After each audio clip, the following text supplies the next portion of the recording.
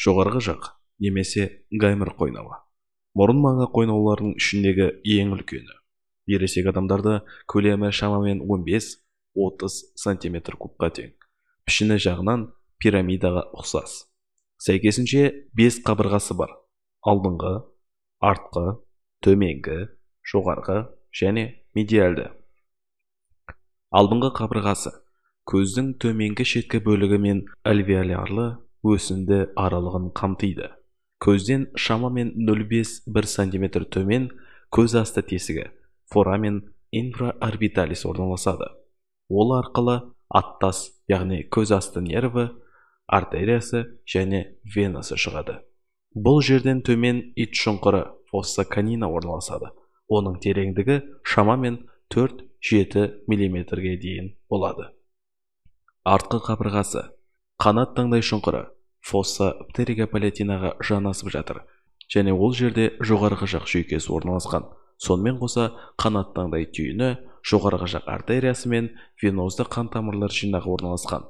Сонымен қатар қойнаудың артқы жоғарғы бөлімі тікелей артқы торлы лабиринт және сына тәрізді қойнаулармен шектеседі. Жоғарғы қабырғасы. Бұл қабырғадан көз асты нервінің сағасы өтеді. Кейде нервтер мен қан тамырлары жоғарғы жақ қойнауының жоғарғы қабырғасындағы шырышты қабатпен жанасып жатады. Осылайша бұл қабырғасының жұқа екендігін білдіреді. Төменгі қабырғасы жоғарғы жақ сүйегінің альвеолярлы өсіндісінде орналасқан. Әдетте бұл қойнаудың түбі альвеоланың екінші премолярынан екінші молярға дейінгі аумақты қамтиды. Ересек адамдарда жоғарғы жақ қойнаудың түбі мұрын қуысы түбінен көбінесе төмен орналасса да, жоғары не бір деңгейде орналасатын кездері де кездеседі. Медиалды қабырғасы.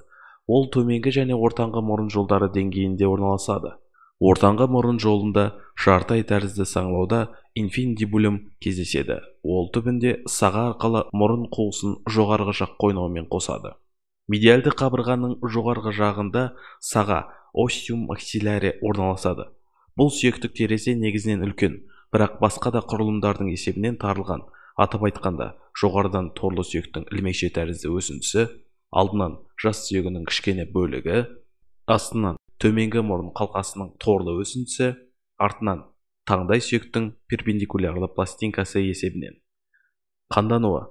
Жоғарғы жақ артериясы артерия максилляристен артқы, көз асты артерия инфраорбиталистен ортаңғы және алдыңғы жоғарғы альвеолярлы артерия альвеолярис супериор қандандырады. Ал веналар алдыңғы бағытта вена фациалиске, артынан плексус птеригоидеус, жоғарыдан синус кавернозусқа құяды. Иннервациясы. Үшкіл нерв нервус тригоминустан нервус максиллярис, одан артқы, ал нервус инфраорбиталистен ортаңғы және алдыңғы нервус альвеолярис супериор нервтендіреді. Жоғарғы жақ қойнауы мұрын маңы қойнауларының ішіндегі ең бірінші жетіледі. Жатыр-ішілік дамудың 3-ші айынан бастау алады. Туылғанда саңылау тәрізді формада және көлемі шамамен 8-4 мм-дай болады. Бір жасқа таяғанда дөңгелек тәрізді формаға ауысады. 6-7 жаста өзінің нағыз пішініне ұқсап, толық 15-20 жаста жетеді. Негізгі қызметтері: бас сүйегінің салмағын жеңілдетеді, ауаны ылғалдандырып жылытады, ауа фильтрациясы, резонаторлық, иіс сезуді жақсартады, соққының күшін азайтады.